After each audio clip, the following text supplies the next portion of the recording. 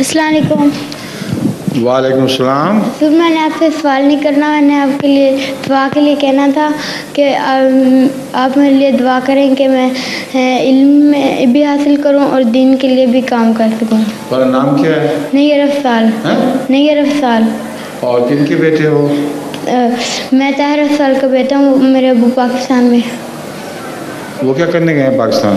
वो पाकिस्तान में, मैं अपने अंकल के साथ यहाँ पर रहता हूँ। अंकल के साथ आए हो? हाँ जी। अच्छा, कितने बड़े थे जब तुम यहाँ आए थे? मैं 12 साल का था।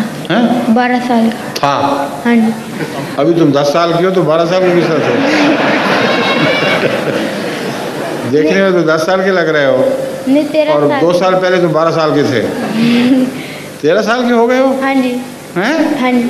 तो छोटे को लगते हो फिर देखने में। तो तुम कब से आए हुए हो यहाँ? 1 साल से? हाँ जी। अच्छा अच्छा, ठीक है, जज़ाकल्लाह।